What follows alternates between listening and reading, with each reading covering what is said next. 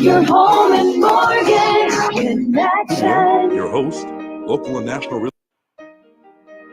You're listening to Ron Siegel's Home and Finance Radio Show, only on Financial News and Talk.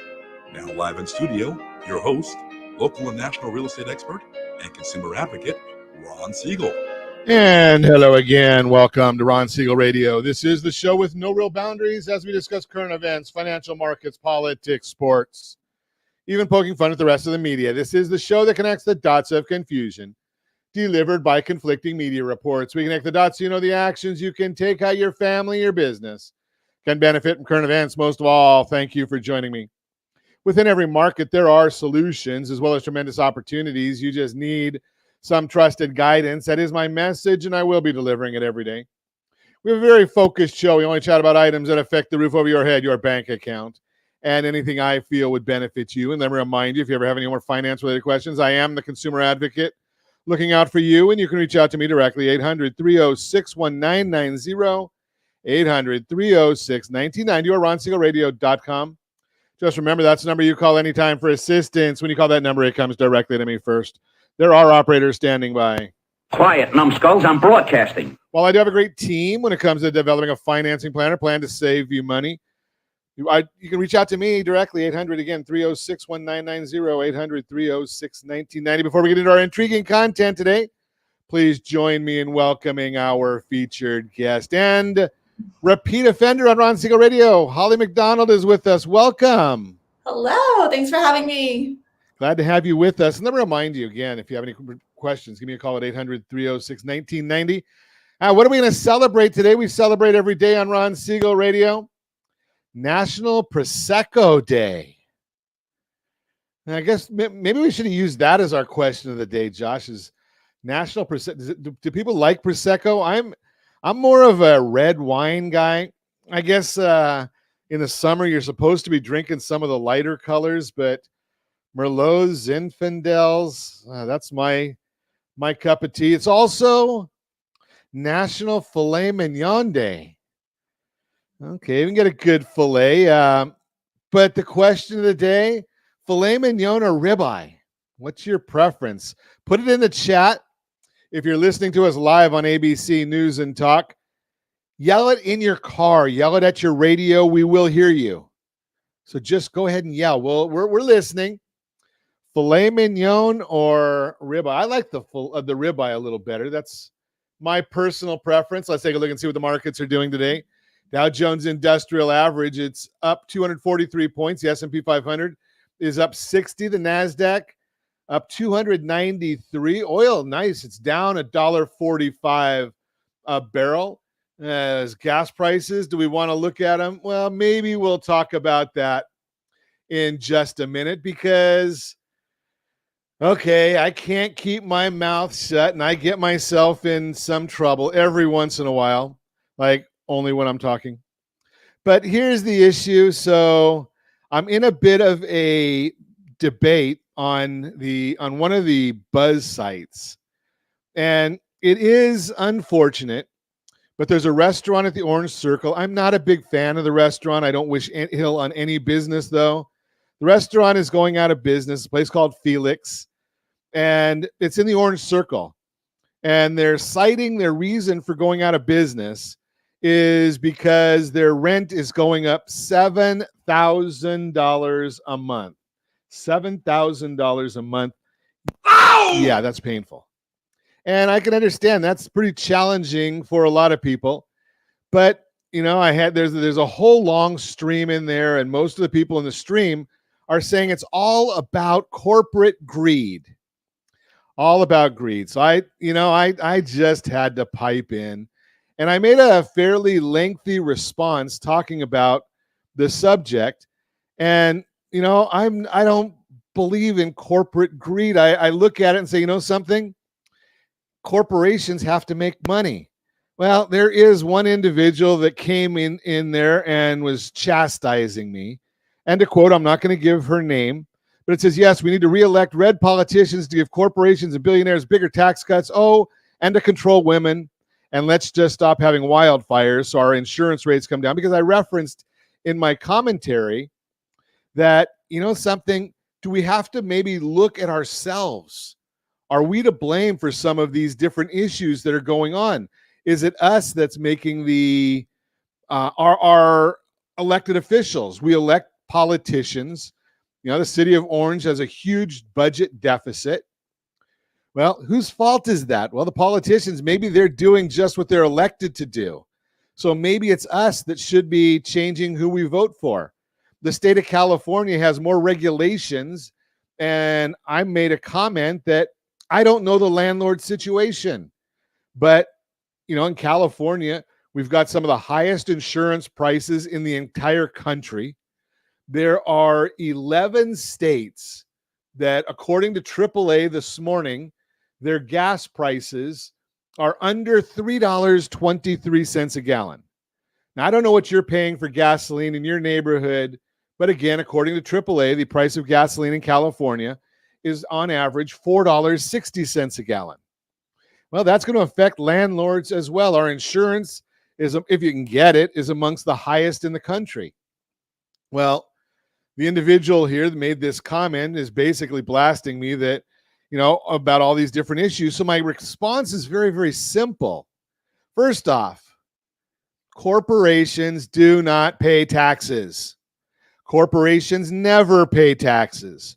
Corporations collect taxes. Who do they collect them from? Everybody.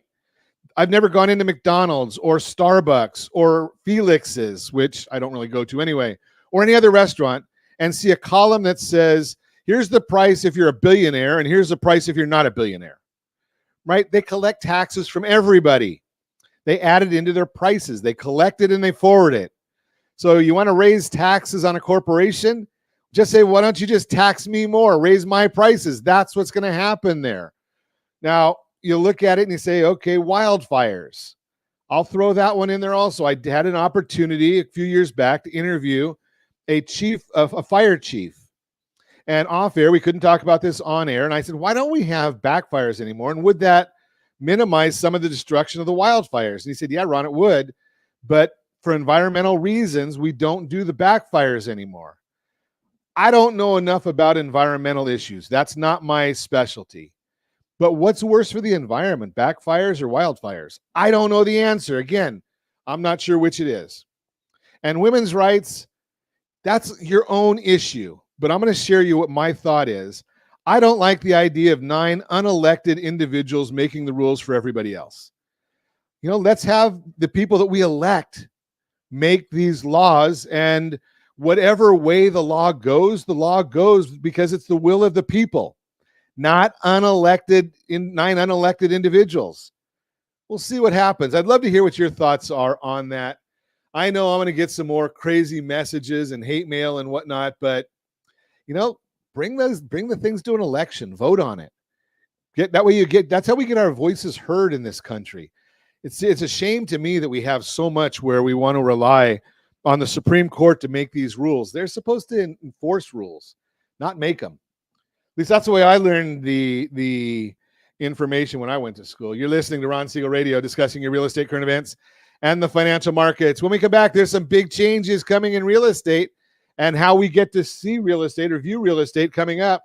We're going to talk about that. Is affordability starting to improve? We'll talk about that as well. You can reach me anytime. Our off-air number, 800-306-1990, 800-306-1990, or RonSiegelRadio.com, Facebook.com/Ron Siegel Radio. And if you miss any part of our broadcast, Ron Siegel 1 on YouTube, Ron Siegel, the numeral 1 on YouTube. Stay tuned. We'll be back in just a few. Ron Siegel Radio, your home and mortgage connection. As the economy slows, do you know anyone worried about job loss? At Siegel Lending Team, we offer the Home Select Loan. Think of it as a financial superhero cape for homeowner with good income and credit. It not only saves your home, but also because who needs stress when you can have peace of mind? Let's secure your future with a smile. Visit rsrhomeselect.com. rsrhomeselect.com. NMLS 217037. You're listening to Ron Siegel's Home and Finance Show with local and national expert Ron Siegel. Now, here's Ron.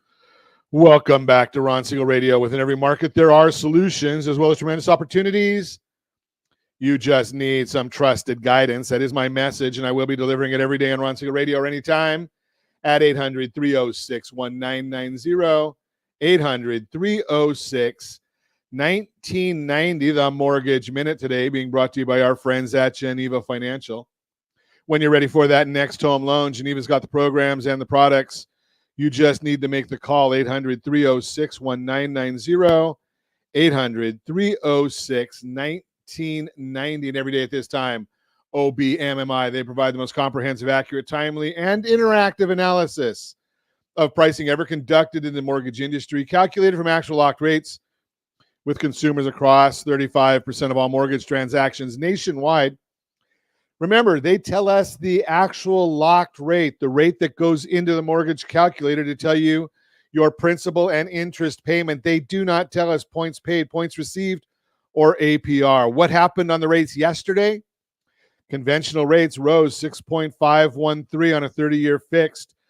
30-year jumbo loan, 6.912. That was up. FHA, 30-year fixed, 6.357. VA, 30-year fixed, 6.037. Clean sweep, USDA, that was the 30-year fix. That was up to 6.329. If you want our thoughts about the market each and every morning, as early as the data allows, we put out a report, rsrmarketminute.com, rsrmarketminute.com. That gives you our thoughts about the market. Let's see what's going on already this morning in the markets. So we can take a look and see that the if I can find it here, the S&P 500 is now up 62.42. 10-year Treasury down 4 basis points. That's the yield on that bond. 3.86 is the yield. Now, the bond price of the mortgage-backed security bond. Remember, price and yield always move opposite directions, just mathematics. The 30-year mortgage bond is now up 18 basis points, which means interest rates are down a little bit today from yesterday. All that information is available on that super secret website, google.com. What's not easily found is, why is this happening? Well, we got some good inflation numbers again this morning. This is the Producer Price Index. This is the Federal Reserve likes the personal consumption expenditure report. Well, that's what you and I are paying for things. The companies that we buy goods and services from, that the companies that supply our vendors or our stores, is the Producer Price Index. And that measures wholesale or producer inflation, rose 0.1% in July, cooler than the 0.2% expected. Year over year, producer inflation fell from an upwardly revised 2.7, it was 2.6, to 2.2. This figure was beneath estimates of 2.3, even with the upward revision. Core rate, which strips out food and energy, which people don't, for those that don't need any food or energy, came in at 0% last month, much cooler than the 2% expected. Year over year, core PPI fell from 3% to 2.4%. Yippee! That's good news right there. Much lower than the 2.7 expected. Goods, food, and energy prices all rose, and even still, we had some very benign readings due to services declining. Good sign, as the Fed said, that last year the decline in inflation was not sustainable because most of it was coming from goods prices deceleration, and services were still elevated. And we are now seeing services prices moving lower, which is what the Fed wants. Bottom line, producer inflation came in much lower than estimates, and the bond market is responding favorably. So let me explain this to you real quick. Just think about this concept, and those of you that know me know that I am a little bit oversized. Well, maybe I'm a lot oversized. So if I'm going throughout a year and I'm gaining 5 pounds every month, not a good deal. But if I get in doing some right things and I'm only gaining 3 pounds a month, does that mean I'm losing weight? Or does that mean I'm just doing better than I was at 5 pounds? That's what's happening with the Producer Price Index, is it's still going up, just not going up as much as it was going up. So we are heading in the right direction. I am still forecasting. This is my opinion. and you can hold me to it if you want. And one of the beauties of radio is Josh tracks all these things. If I'm right, we're going to share this with you in September. If I'm wrong, we just won't talk about it. So I'm forecasting that the Federal Reserve is going to drop rates by at least 0.5% at their September meeting. Just my opinion. We'll see what happens. That's the Mortgage Minute, brought to you by our friends at Geneva Financial. When you're ready for that next home loan, Geneva's got the programs and the products. You just need to make the call. 800-306-1990, 800-306-1990. Today, we're thrilled to have Holly McDonald, a seasoned realtor who's been shaping the coastal Orange County market since 2009, with a unique background as a TV producer for HGTV and a passion for community engagement. Holly is here to share her expertise on the latest buyer changes with the National Association of Realtors and how to uncover the best opportunities in your community. Let's dive in and explore the evolving world of real estate with Holly McDonald. Welcome. Hi, thanks again for having me. Glad to have you with us. So I guess being that there's nothing going on in the world of real estate, nothing new, and it's been a quiet, since I guess Halloween time. What are you seeing? Where's the market heading? What are some of the changes that you're going to foresee coming up? Well, the main thing, of course, is that we are going to see changes in how the real estate industry operates. Buyers moving forward need to sign agreements with their agents before they even tour houses, which is very, very different from how it's been done in the past. So if that's the case, and I know you're right, but what's going to happen? We've got a huge issue in privacy. We've got a huge issue in commitment. What happens to the person that says, something, Holly, I want to go see these houses, and I don't want to sign an agreement. I have no problem working with you. If we find something, I want you to be paid. But why do I need to sign an agreement before, it's kind of like I look at it, we're getting married before we even dated. Yeah, well, I mean, obviously that is a challenge. And I think a lot of people are just going to have to wrap their heads around it. I can't speak for other agents. I know I personally will be enforcing the agreements. There are strong penalties if we don't. And I do want to follow the rules. But I think for buyers, there are certainly different ways you can mitigate it. The agreements are non-exclusive and exclusive. So you do have options. You can also back up there. Yeah. Explain what that means. So if I sign an agreement with you, I can sign this to say, I'm working with Holly, but I might be working with 10 other people also. Well, in theory you can, but you have to be very specific about the properties that you're going to be working on with each agent. So you can limit it to different counties, to different cities, even to property specific that you're going to tour with that particular agent. And then that agent would be representing you on that property. So who benefits from this change? Or does anybody benefit, or is it just causing a little bit of chaos?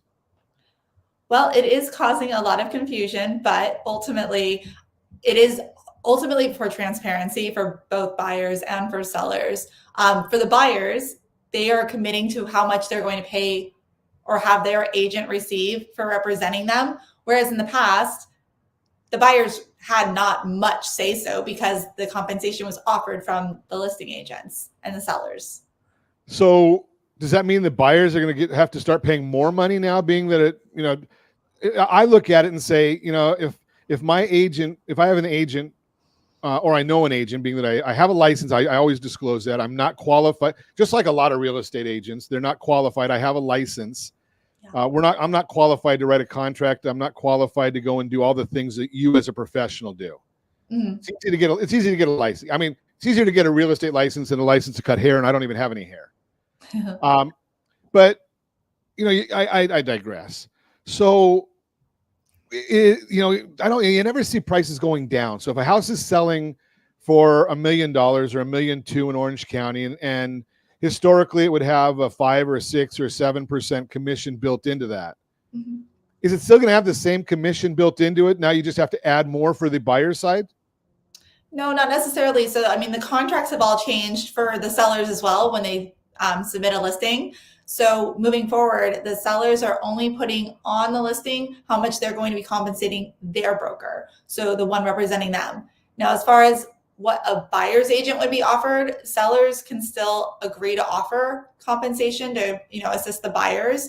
but that doesn't necessarily mean it's not going to be advertised. It's not part of the MLS, and that's all going to be very negotiable moving forward.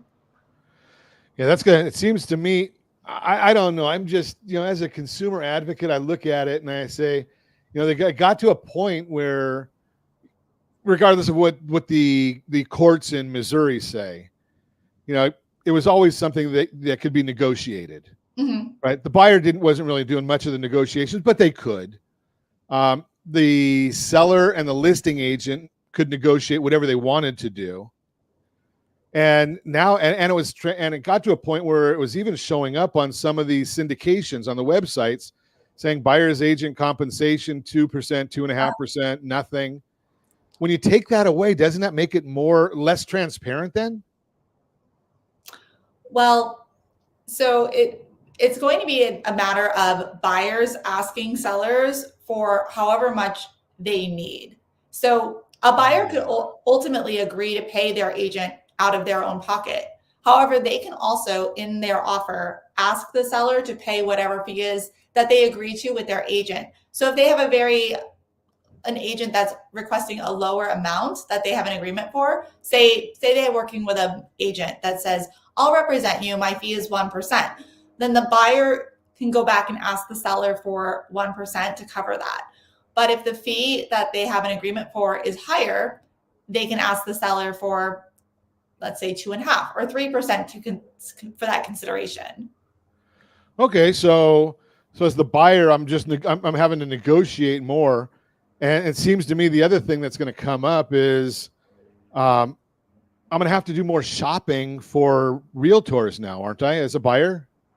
Yeah, I mean, I think ultimately it's a nice thing in the way that buyers and their agents will have more of a relationship. Just like when you're a seller and you're selling your property, you typically do interview a couple of agents to get a good feel for what sort of services they provide and how they'll be marketing your home. And now with the buyers, they're going to be learning what sort of services their agents will be providing for them above and beyond just like finding the property. Yeah, that's going to be an interesting situation there, because I'm going to submit that the average person doesn't have a clue all the things that you're doing in the background. Well, and that's our job to educate them, because there are so many things that go into the whole transaction. Right. I mean, but do you find the same thing? I mean, people say, well, Holly, all you did was wrote up a contract and submitted it, and there was nothing else to it. You make it look so easy. Of course, but there's a lot behind it. Right, exactly. And so now you're going to have to spend more time and so as this consumer, then I pretty much have to get a spreadsheet going and saying, okay, Holly does this, but I don't even know what I need to ask. You're going to have a whole presentation package, I guess, for that now, right? It's basically like a listing presentation, but for the buyers. Yes. Interesting. We're going to continue this conversation with Holly McDonald when we come back. We're going to also get into one of my favorite areas of the entire country. I love the coastal area, so we're going to talk about that as well. You can reach me anytime. Our off-air number, 800-306-1990, 800-306-1990, or RonSiegelRadio.com, Facebook.com/Ron Siegel Radio. And if you miss any part of our broadcast, Ron Siegel 1 on YouTube, Ron Siegel, the numeral 1 on YouTube. Stay tuned. We'll be back in just a few. Ron Siegel Radio,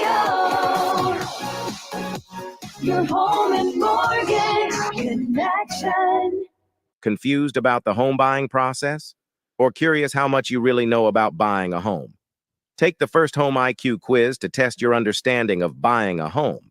Created by the nonprofit First Home IQ, this 5-minute quiz will give you a score, what you missed, and why. Take the quiz in 5 minutes at rsrlinks.com/FHIQ and find out what you need to know about buying your first home. That's rsrlinks.com/FHIQ. You're listening to Ron Siegel's Home and Finance Show with local and national expert Ron Siegel. Now, here's Ron. Welcome back to Ron Siegel Radio. Within every market, there are solutions as well as tremendous opportunities. You just need some trusted guidance. That is my message, and I will be delivering it every day on Ron Siegel Radio. Or anytime at 800-306-1990, 800-306-1990. 1990, the real-time real estate segment today, being brought to you by rsrmoney.com. rsrmoney.com. Is affordability starting to improve? Over the past couple of years, a lot of people have had a hard time buying a home.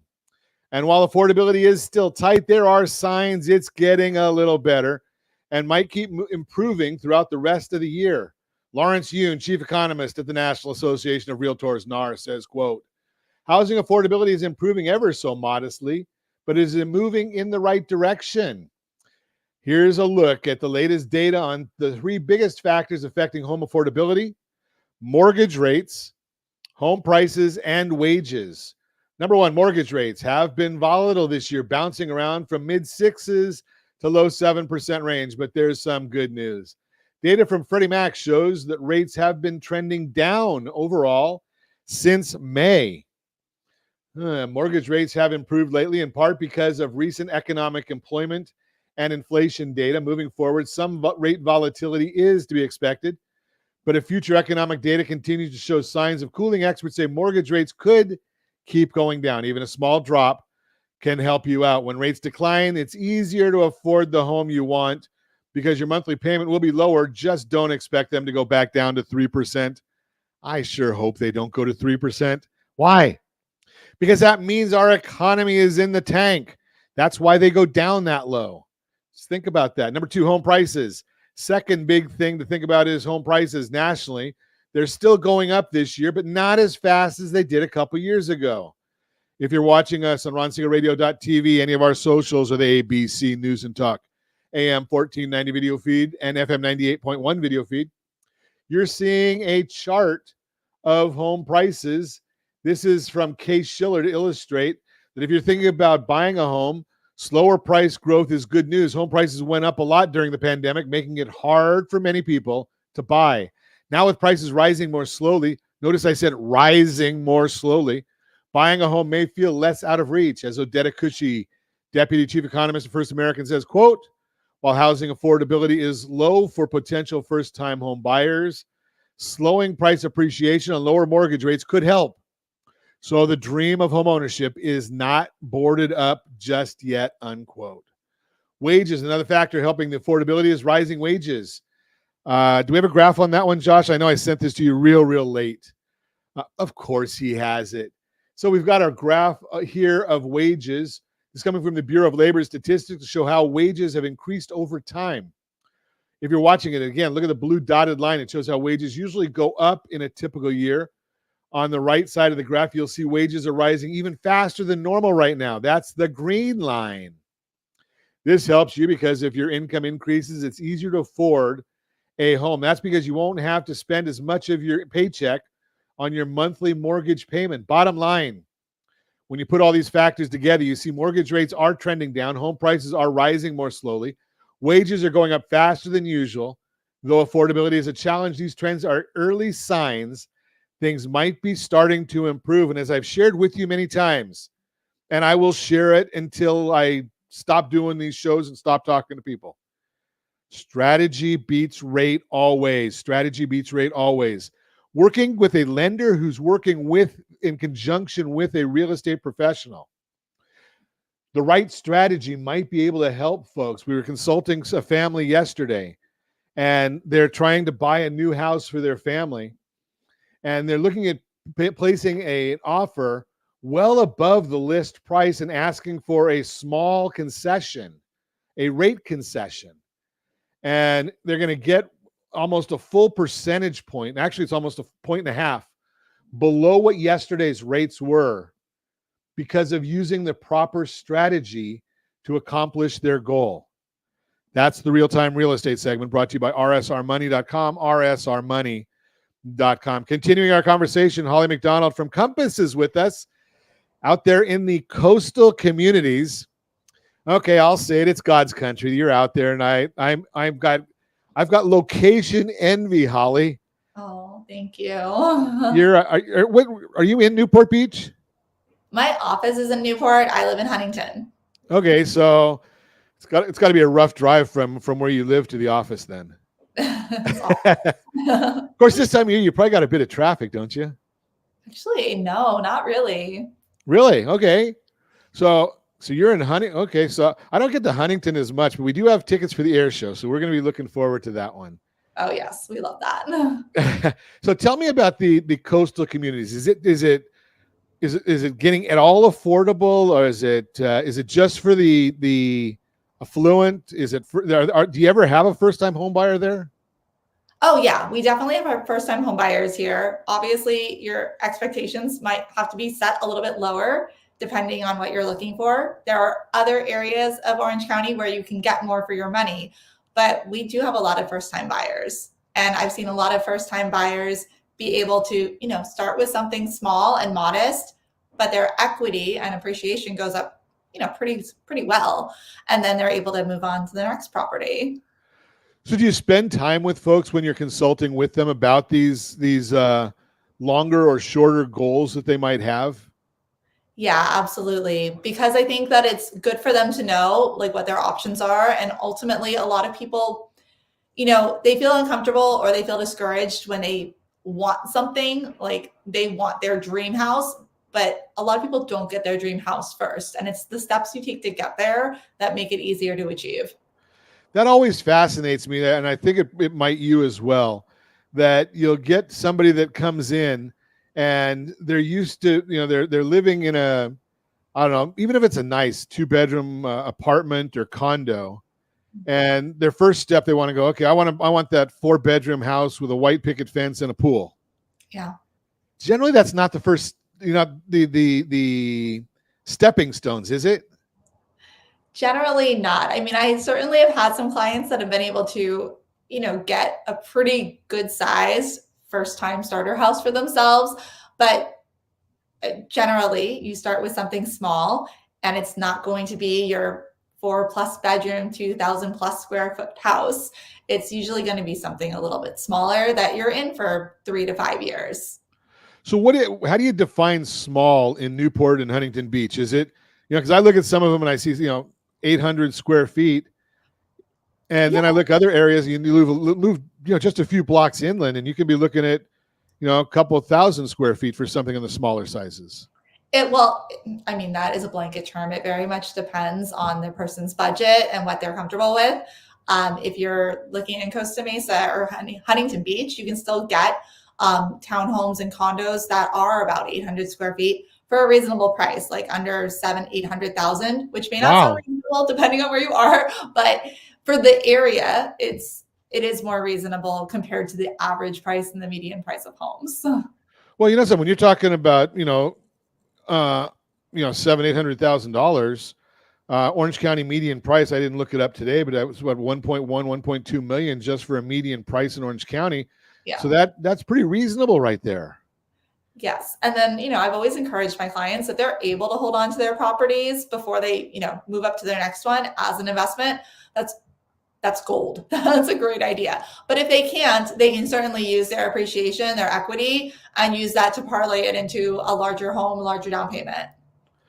It's amazing how many people don't contemplate that. I was consulting a family over the weekend, and they hadn't even thought about the idea of keeping their existing property, pull some equity out for the down payment on the new one, and what they can do. Now, I don't believe it's going to happen. There are those people out there that believe prices are going to drop. Do you see much change? Are the coastal communities affected as much as some of the inland communities? With regards to price fluctuations? No, I haven't noticed that to be the case. Obviously, if you're in a great financial recession, the crisis, yes, that's one thing. But no, I haven't seen that. I've honestly only seen prices go up. Yeah, it seems that it's my experience in watching has been that the prices go up. If they do, even in the Great Recession, they went down less in the coastal communities than in other areas, and they rebounded faster in the coastal communities. They tend to hold their value. I mean, we're talking about, we have an inventory shortage all over Orange County. And then when you limit it to just the coastal areas where we already have a limited supply of homes, that it makes it that much bigger. Okay. So that was going to be my next thought is, do you see those inventory shortages when you start talking, because you've got properties there that are multi-million-dollar homes. Do you get inventory shortages there? The days on the market short there as well? Overall, the days on the market are quite short. In the upper end luxury homes, it is starting to drag out a little bit more than it was. That's always going to be the price point that's going to sit on the market the longest, because there's less people that can afford it. But overall, we're still seeing inventory shortages and short days on market. So if I'm out shopping for an agent, is that something that, for a listing agent, is that something that I would be asking about, is what their history is? Is that something that agents track, is, what their history is of days on the market, or comparing their pricing to list price to sales price? Are those things that are trackable numbers?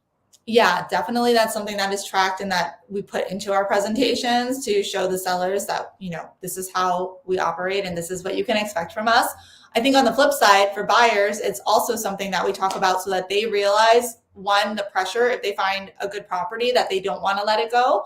They don't want to linger on it too long. And also, we have to let them know about off-market opportunities too, because we have limited inventory around the county, but we also know about opportunities that are, not necessarily listed on the major websites or the MLS. So you definitely want to talk to an agent to find out what their expertise is with that.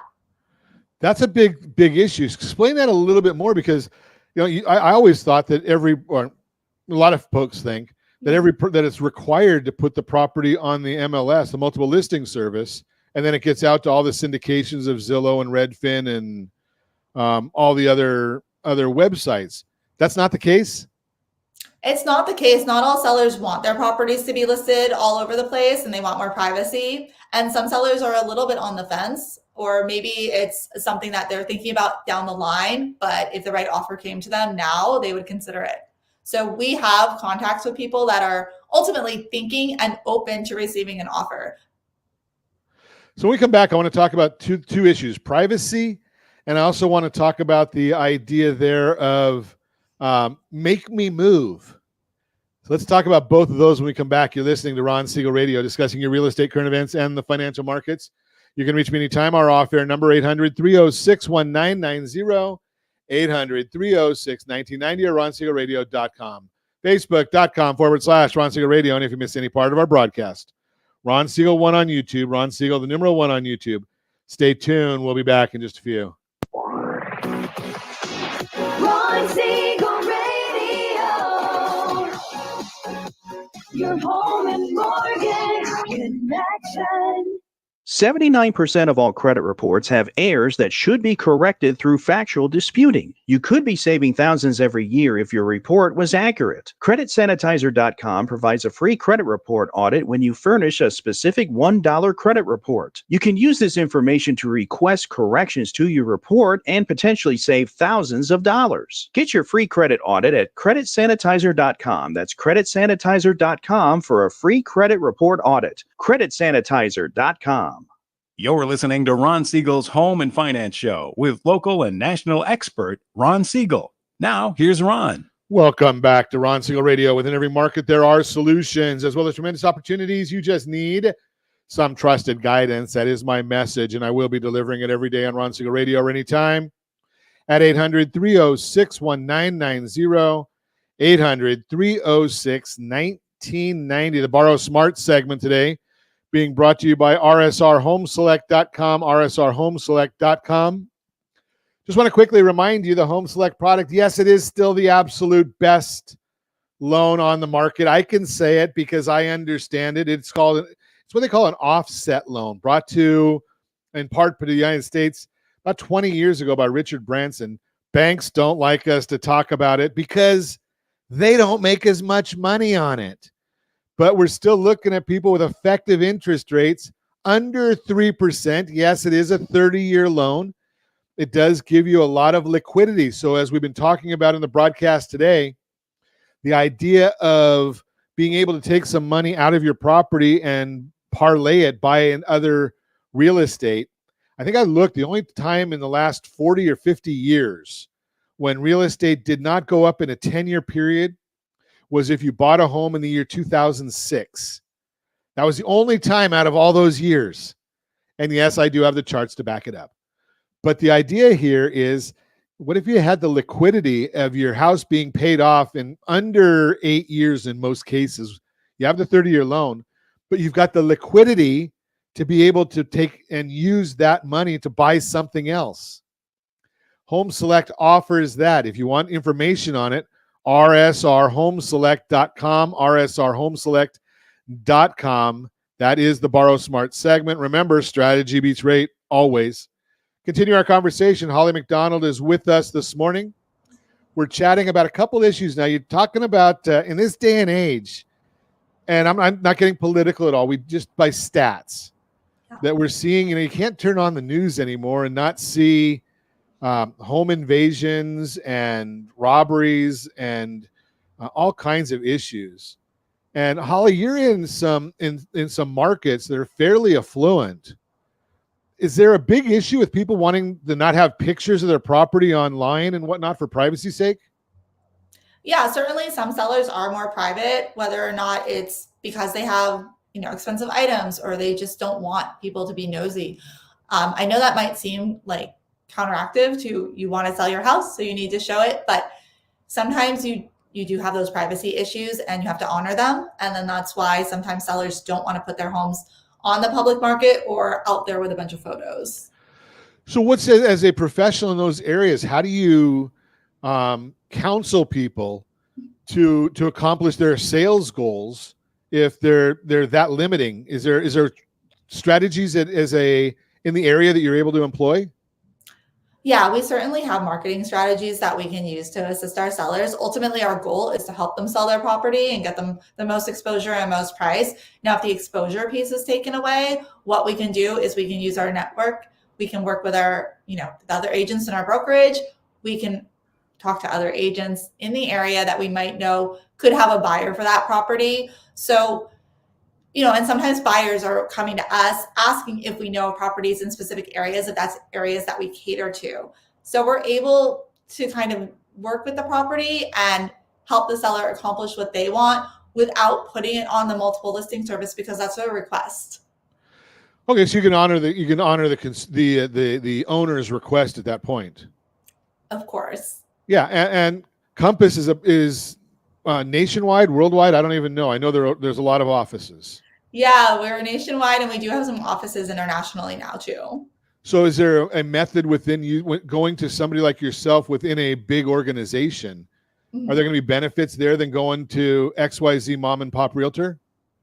Well, since we have such a wide reach and we do have such a strong technology platform, there are certainly advantages that anybody thinking about selling or buying can utilize to have connection with these off-market properties.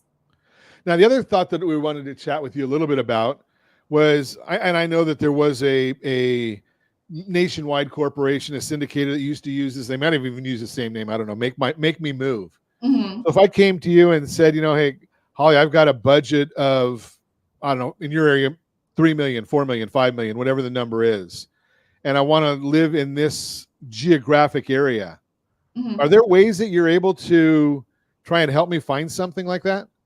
Oh, yes, of course. And there are actually a large number of properties that sell in our area that don't ever hit the multiple listing service. And I know sometimes clients will get frustrated because they'll see an alert come up for a new home in their area, but it's already sold. And they're like, how did I miss it? Well, that's because agents are networking and doing their job. They're getting their feet on the ground and they're looking for properties that'll work for their buyers. I mean, in a way, with the new buyer representation agreements, it gives the buyer's agents more incentive to get their butt in gear and go find the properties that their buyers are looking for if they don't exist on the market. Well, again, as a individual that has a license, not qualified to do real estate, being me, you look at it and you say, okay, something. It's more reason that I promote, the professional real estate agent who's doing this full time as a career and not as a hobby, sometime part-time, spare time. Because you're not doing, maybe not doing your consumer, be the buyer or the seller, quite the service that they deserve when they're making a massive transaction. Your thoughts? Well, I think there's a lot that, there's a whole range of services that realtors can provide, and some provide more than others, just like in any other industry. So, I think for the sellers, typically we've always known that they're interviewing multiple agents. Not all are, some have a family connection or whatnot, and that's fine. But for the ones that are interviewing multiple agents, they're evaluating what the services are that they provide against their fee. Now, the same thing comes into play for buyers. And like we talked about before, I think a lot of buyers are going to be sitting down and doing these consultations and getting educated on what agents can do for them so that they really do earn what they're asking the buyers to be responsible for. Well, I'm going to suggest also that as a real estate professional, real estate agent, I'm not paying you for my transactions. Just similar to an attorney. I'm not paying an attorney for my lawsuit or a CPA for my tax return. I'm paying you for all those years that you've had of experience that you're bringing to the table to make this happen, aren't I? 100%. Yeah, there's a lot that goes into every transaction. There's a lot of things that you don't know as a buyer that you need to be aware of. And that's where your agent's expertise can really come in handy. As a buyer, some buyers that are coming in don't even realize that there's an inspection process and all of these things that to most agents are second nature, but we have to make sure the buyers understand that we're doing these steps and providing all of this information to protect their best interests. They're making a huge investment. Absolutely. And on the other side, the last time I'm not a lawyer, but the last time I heard that ignorance is not a defense in a lawsuit. If you're listing a property and you're not giving out the right disclosures, if you try and do it yourself, you're still responsible for that. All those, I don't even know what it is. 100 pages now that you guys have to disclose. Well, yeah, we have a ton of disclosures that have to be provided. And I think, when you work with an agent that's with a brokerage that has a really good compliance department and make sure that all of those forms are, reviewed, part of the package, that protects you as well, because you're making sure that nothing's been left unturned. Have you ever kind of a trick question for you? Have you ever had a transaction where there was not a hiccup? I know you know how to navigate them. Yeah. But do you ever come across them that are just everything goes exactly perfect? I would say that most transactions are pretty seamless. They're all going to have their little bumps in the road and, unexpected surprises. And part of our job is to try to manage those and not have the buyers freak out because, there's a lot of things that might sound more scary than they actually are. And there are things that sound less major and they're actually really big deals. So our job is to help explain and manage their stress. I've had deals that have gone very pleasantly, smoothly, where it's, wow, how did that go so well? But overall, I'd say every deal does need, you need all of your teammates, everybody that's involved on their A game. And that's what we strive to do for every deal. Yeah, it's amazing. I've often said that, half the hiccups that come up, the consumer, whether it's a buyer or the seller, I know on the lending side, we're dealing mostly with the buyers, but half the hiccups that come up, they never even know about. They're just handled in the back end. And goodness, right. That would really be a way to, be a buzzkill and also bring undue stress to them. That our job is to try to solve those problems. Absolutely. Well, I appreciate you coming in and being with us and sharing your expertise. I know there's going to be a lot of changes coming up in real estate. The consumers have no idea about most of it because they don't deal with this every day like we do. So I really appreciate you coming in. And if you want to meet Holly McDonald, give me a call at 800-306-1990, 800-306-1990. I'd be happy to put you in touch. And as always, I ask, set that first radio preset button to come back here and join Ron Siegel Radio, where we only speak about items affecting your house and your bank account. Thanks to all of our sponsors. A big thanks to Josh and Sean who are engineering us today. And of course, a special thanks to you for spending a little bit of your day with us. That's all for Ron Siegel Radio. Again, if you have any questions or to meet any of our guests, call me anytime, 800-306-1990, 800-306-1990. And remember, make a lot of money so you can help a lot of people and have a lot of fun. Have a great day. We'll talk to you next time on Ron Siegel Radio.